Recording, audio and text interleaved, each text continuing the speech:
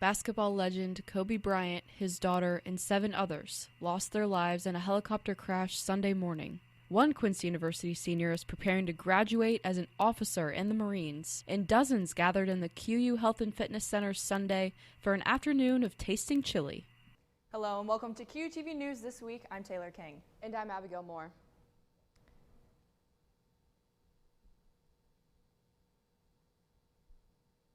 The QU Marhainen Club held the 31st annual Chili Cook-Off on Sunday. It was another year for families and teams to compete for the title of the best chili and to raise money for the QU Athletic Department.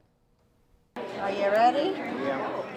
All right, there you go. You would have seen aliens, hard hats, and lots of chili if you walked through the Health and Fitness Center Sunday afternoon. The annual event is a fundraiser for the QU Athletic Department, but many teams took the competition seriously. This is a joint effort between men's and women's lacrosse to assert our domination early with the rest of the sports here on campus. So men's lacrosse provided the chili, and women's lacrosse crushed it making the cornbread. Together, it's a winning combination. The teams were competing for the judges' vote, best theme, and people's choice. But for some families, winning wasn't the goal. Merely making chili for the cook-off was tradition. There's just a lot of memories. It's a good time to come here. You remember all the times you had when you were a kid. And I went to school here and came here when I was a student, and it's kind of neat to give back. It's a good way to do it. But a little friendly competition never hurts. We do bribe people as much as we can. I'm here. I will fill out your vote for you if you need me to, if you don't have a pen. You know, we just, and like I said, it's just for fun. If we don't win, we don't care. We always donate our money back. The money raised will help fund uniforms, fees, trips, and other student athletic needs. The Chili Cook-Off is one of the many fundraisers that the Marhainen Club hosts to raise money for the QU Athletic Department. Biology professor Dr. Joe Quello ended Social Justice Week with a presentation about the environment. From planting native flowers to drinking coffee, Quello talked about simple changes students can make to be more environmentally conscious. He suggested a website for students to visit for more information. Attitudes are starting to change. GrowNative.org, and they'll have a list of, they have like lists of native plants, they have native plant nurseries. Quello suggests that with small changes, students can be a major piece to battling climate change. Some of his other ideas for students were to avoid pesticides and start recycling plastic. A recent study shows that college students are at a higher risk for meningitis disease. This is because students often live in close quarters, share drinks, eating utensils, or cough. Meningitis can be a potentially life-threatening illness if it's not treated properly. Make sure to consult your physician about the risk of the disease and the vaccines available to prevent it. Do students really think about what they like or post on social media? Some students put thought into their posts while others do not. But when it comes to likes, it seems as if people just like it to like it. Social media is a huge part of a college student's life. Social media is there to get away from the normal stresses of daily college life. But what is worthy of a post? Here's what some students think. A post to me is something that's really personable or tells a little story or a glimpse into my life. And I think for other people, whatever is worthy in your specific life is something that's worthy of posting out there into the world. But why do students like posts? What do students think about before they click the like button? Or is it just anything at all? It comes down to the topic of likes on social media. I think it comes down to, it's a pretty subjective question. Some people just scroll through and like, they don't really care. I think their motives are different too. So I think a lot of people like pictures for the intent to like get likes back from those people. They're just kind of like casting a big net and just like boosting their likes for whatever reason. Students will share posts with only close friends through direct messages as well. Sharing and posting allows you to share your story with others around you and on campus. Up next, one QU CAF employee is saying goodbye after 17 years of service. And a QU senior is on her way to graduating as an officer in the Marines.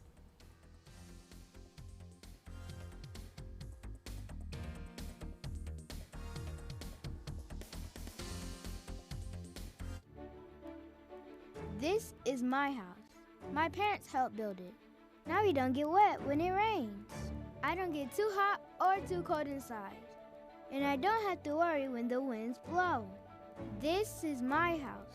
This is my house. This is my house. This is my house. My house. My house. I can play with my sister. I can play with my brother. I can play with my mother, my father, my family. My family. My family. This is my house. This is my house. I can study. I can be safe with my family. This is my house. This is my house. This is my house. This is my house. My house. My house. This is my house.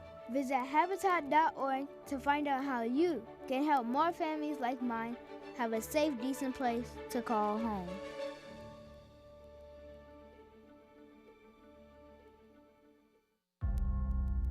We, the people, are guaranteed 5 freedoms in the First Amendment.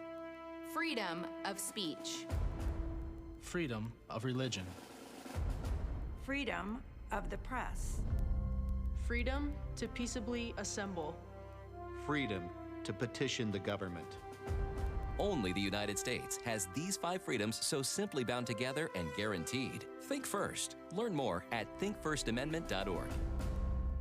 Finding your passion is easy at Quincy University. Whether you're pursuing a bachelor's degree or looking to go even further, at QU, your professional and academic future is bright. 40 undergrad programs include moments that become experiences, connections that become careers, and relationships that become lifelong support. We want you here. That's why we work hard to ensure that a Quincy University education is affordable. Let us help you put together a plan. Visit discover.quincy.edu to get started.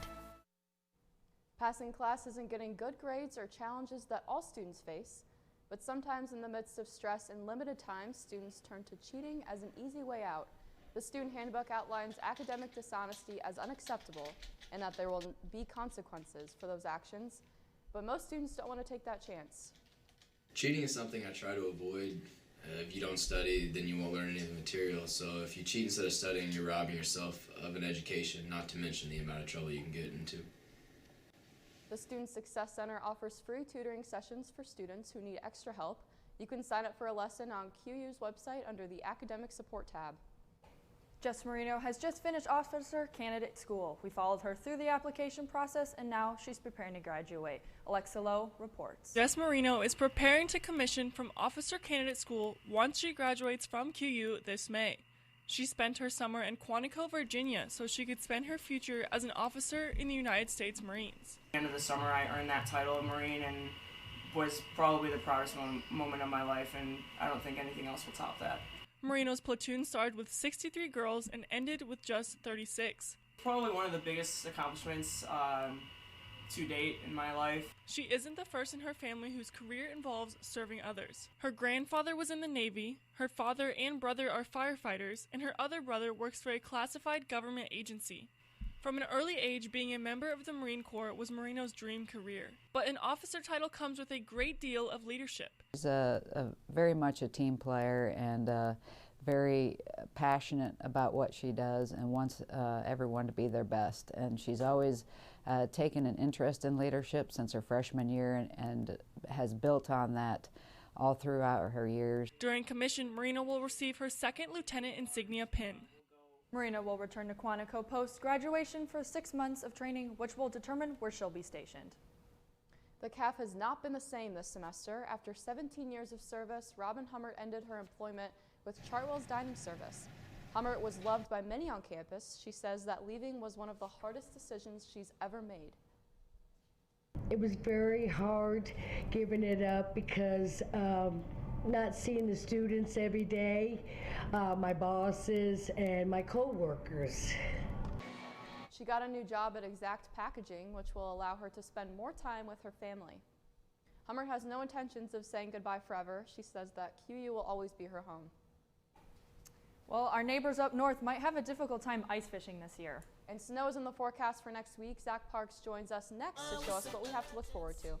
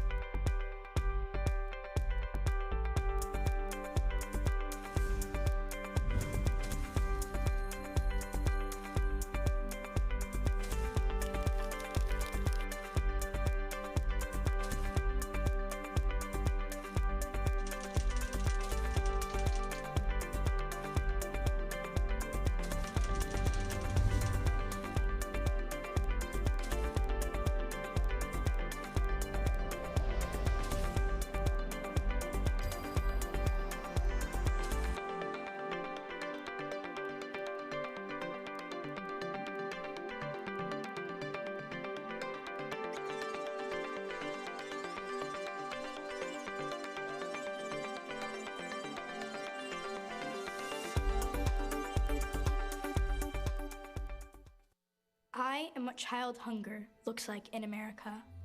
I am a 9-year-old boy who hopes a friend invites me to a sleepover so I can have dinner. I am a 15-year-old girl who goes for walks during lunch so my friends won't know I don't have anything to eat. I was created by artificial intelligence from faces of the 1 in 7 American children who struggle with hunger. Feeding America, 200 food banks strong. Hi, I'm the Big C. Hey, look at this beautiful couple. I knew as soon as I said that, I was like, don't say it, don't assume. Did you know more than 2 people die from skin cancer every hour? Oh, man. It's a bummer, but the good news is skin cancer is a cancer you can see, so you can go get checked. You can check each other regularly, make it romantic. Turns out I'm a matchmaking mirror. You're welcome. Love might be in the air. It might be a rough ice fishing season this year in Wisconsin. Yeah, that's right. For those in Oshkosh, Wisconsin, ice fishing will be hard. The ice isn't very thick on Lake Winnebago, and for the 2020 sturgeon spearing season opens on February 8th. Don Herman is with the Otter Street Fishing Club and says it will be difficult. We only have about 5 inches, 6 inches at most. Some places there are 10 inches on the lake, but if you want to go fishing, you're going to have to go on Lake Poygan or Lake Butamore. Herman says it will be okay to walk on Lake Winnebago, but not to drive.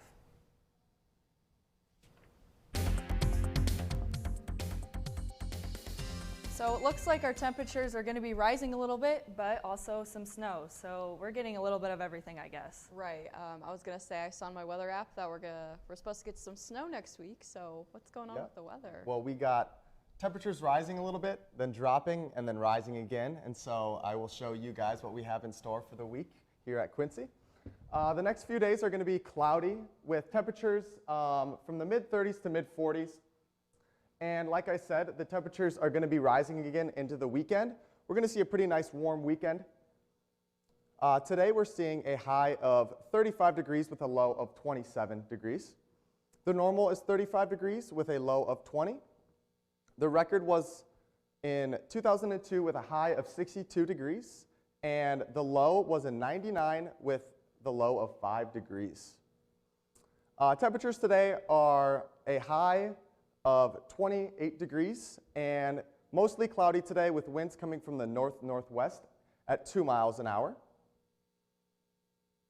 Into the night, we're going to see the temperatures drop a little bit. We do have a chance of some precipitation into the night with, like I said, a chance of snow and winds coming from the north at 4 miles an hour. Into tomorrow, we're going to see the temperatures rise back up a little bit into the high 30s, but tomorrow we're still going to be seeing cloudy weather and winds coming from the southwest at 3 miles an hour.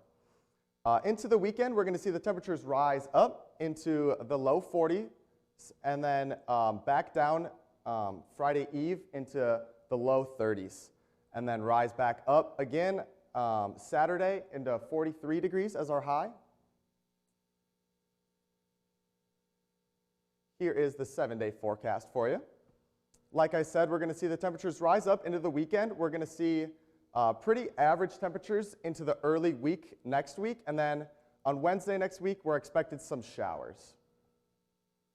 Quincy is hosting a game night on Friday night at the Student Union.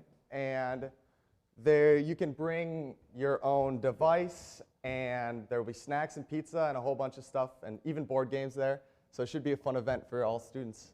Oh yeah, so I like board games. Don't think I'll be doing too much of the video games, but totally into the board games. But also I know the basketball team has games this weekend, so those are also home. So staying indoors looks like it's the thing for the weekend though, probably. I was going to say, I'm thankful that's indoors. We don't have to deal with those 40-degree temperatures, Absolutely. even though that's higher than it has been. So definitely. Yeah, not too bad. One KU senior basketball player set another record.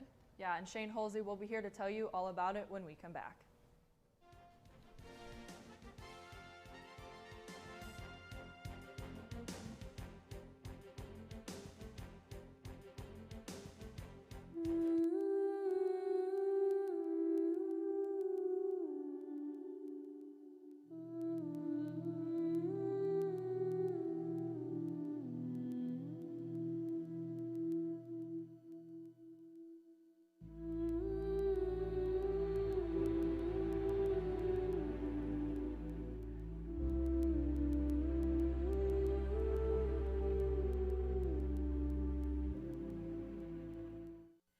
QU has been Quincy's university for more than 150 years, with over 35 academic programs and NCAA Division II athletics. You'll make friendships that last a lifetime. Experience the opportunities, serve the community, embrace college life, participate in hands-on learning. Schedule your visit today and explore Quincy University.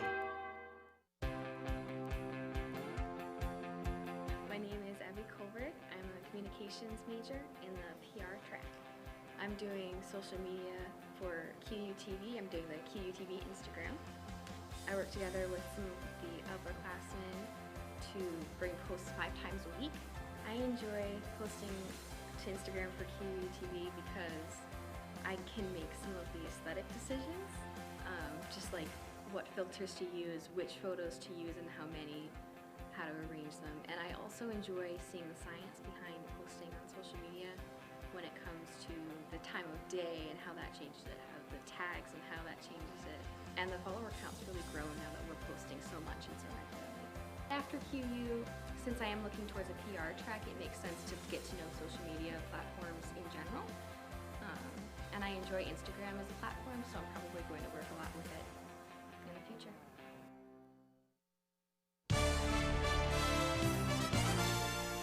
Joining us now is Sports Director Shane Holsey. So I hear that we have a new record holder on the women's basketball team. Yes, we do. Now, on the last show, I mentioned Alexa Lowe's record-setting performance against UIS a couple weekends ago, and that was a single-game record. Now she has a career record as well. Awesome. So exciting stuff. The 6'2" senior from Beaver Creek, Ohio, set a new QU record for block shots in a career. Lowe entered last Thursday's game tied for the record, and she didn't waste any time breaking it. Lowe recorded her 163rd career block right here on the first possession of the game, and she would go on to block 7 shots in that game, 5 in the first half. Another on Saturday to give her 170 and counting for her career. The Hawks would go on to lose that game, however, falling to the Bearcats 68-63. Lowe led the Hawks with 18 points and 13 rebounds, her third double-double of the season. In the nightcap, the Hawks men's team fell to the Bearcats 95-73 as McKendree's Nate Bethel and Logan Corman combined for 46 points. Adam Moore led the Hawks with 16 points and 8 rebounds off the bench. Both teams were back at it on Saturday against Southern Indiana, and the women struggled mightily from the field, shooting just under 28% in a 65-41 loss. The men trailed by 19 at the half and couldn't make it all the way back as they lost their 3rd straight game. Tanner Stuckman led the Hawks with 16 points, and Austin Downing and Charles Collier had 12 points apiece. The men's volleyball team went 1-2 in the Lindenwood Invitational in St. Charles over the weekend. UC San Diego swept the Hawks on Friday, 25-22, 25-13, 25-20. The Hawks bounced back on Saturday to sweep Lees McRae, 25-15, 25-20, 25-12. Eddie Jacobauskas had 10 kills and 3 aces to lead the way for the Hawks. Then on Sunday, in Quincy's final game of the weekend, Grand Canyon swept the Hawks 25-18, 25-17, 25-14. The Hawks fall to 2-6 and head to Chicago on Saturday to face St. Xavier. 5-time NBA champion, 2-time Finals MVP, 18-time All-Star, 11-time All-NBA first team. These accolades only begin to scratch the surface of the impact Kobe Bryant made on this earth. The basketball world, the whole world in fact, went into a state of shock Sunday when the news broke that Kobe had died in a helicopter crash in Calabasas, California. Kobe's 13-year-old daughter Gianna was among the 8 others killed in the crash. The Black Mamba's impact will be felt everywhere, and that includes right here at Quincy University. I was completely shocked. That is a childhood icon I grew up watching. I can't believe he's dead. I honestly can't. How many times in class when I was a kid I used to yell, Kobe, shoot that piece of paper in the trash can? Like, what are the kids gonna yell now, man? The first thing that I thought of is just, it was so sad. You know, as a kid, he was a guy who I really looked up to. You know, he was a guy. You know, he would be playing in these big games, and you know, he was just that guy, and he just made such a huge impact on everyone around him. I try to base my mentality off of his because he had that killer instinct, and he was a good man from what I've seen. You know, I ain't know him personally, of course, but he was a big inspiration to me on my life, and as me playing sports, I try to think like him. It's just real sad that it had to be like this, and you know, another legend gone too soon. Really. When we think of superstar athletes like Kobe, we paint these pictures of them as if they're these untouchable specimens, capable of doing these extraordinary things most everyday people would only dream of doing. But they're just people, just like the rest of us. They have families, children, siblings, mothers, fathers, just like the rest of us. Sure, they can dunk a basketball or run a 4.4 40-yard dash or whatever, but at the end of the day, they're people, just like the rest of us. 3 children are without their father and sister, a wife without her husband and daughter, a mother and father without their son. Sunday was a sad day, not just in the sports world or LA, but the entire world. Kobe was the ultimate competitor, a tireless worker. The Mamba mentality has inspired and driven so many people across the globe. Our thoughts and prayers go out to the Bryant family and the families and loved ones of the 9 people tragically killed in Calabasas on that somber day. As we mourn the loss of Kobe, his daughter Gianna, and the 7 others aboard that helicopter, let us all remember one thing, 2 things really. Tomorrow is never guaranteed. Life is too short to take anything for granted. As tragic and scary as it may sound, we never know when this could be the last time we say I love you, or the last time we hug or wave goodbye to our sons, our daughters, our mothers, fathers, wives, grandparents, aunts, uncles, cousins. These people are our loved ones for a reason. Tell them you love them, or better yet, show them you love them. You never know when it will be your last chance to do that. Sunday was a dark day as the world lost one of its brightest lights. Kobe Bryant, Black Mamba, dead at the age of 41.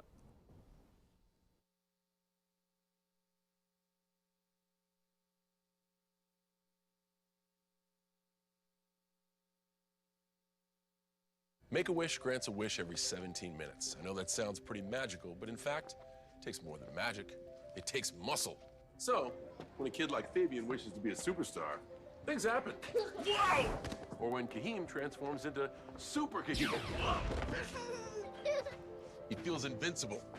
It's because wishes have proven physical and emotional benefits that can give children with critical illnesses a higher chance of survival. Help us make sure every wish comes true. Join us at wish.org. Soccer is a physically demanding sport that often results in a tie. Student life comes with its own demands, and often it feels like the losses outnumber the wins. Sometimes you just need someone to listen. It's comforting to know our Quincy team extends beyond the field.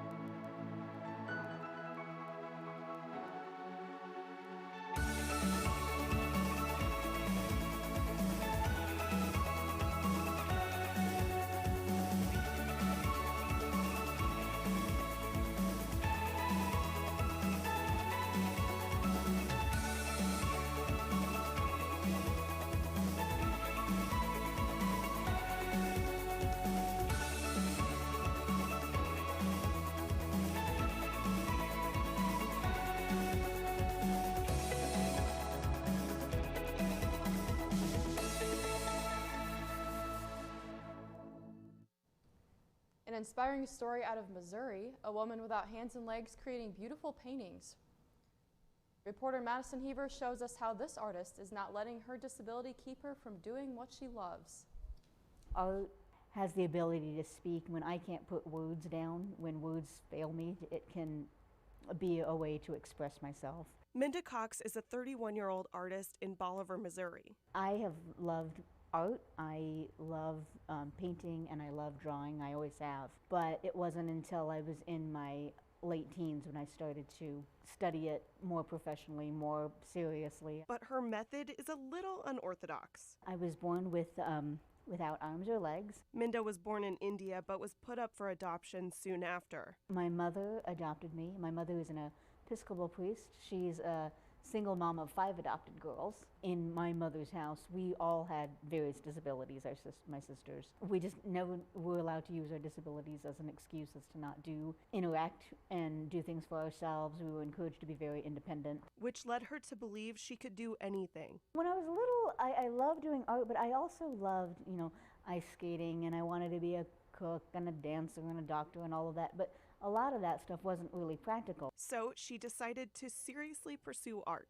People are always curious about how I eat, how I draw, how I brush my hair, how I put on my own makeup, or how I dress myself.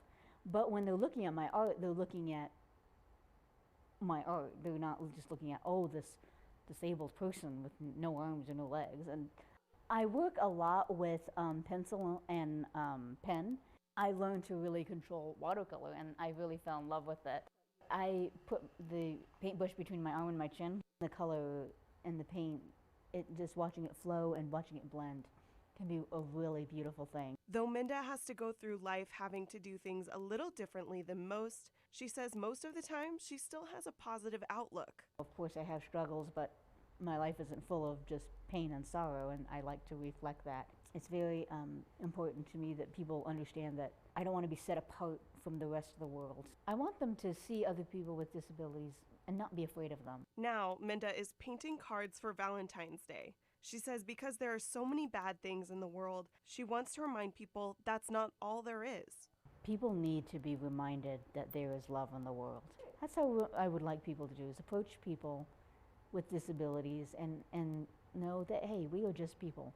We want to be accepted like every other person. We want to be seen for our abilities as well as our disabilities. Such an inspiring story. Wow. Yeah, absolutely, it's crazy.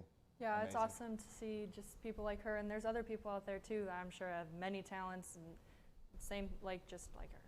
I mean, especially since she's so close to us too. Mm-hmm.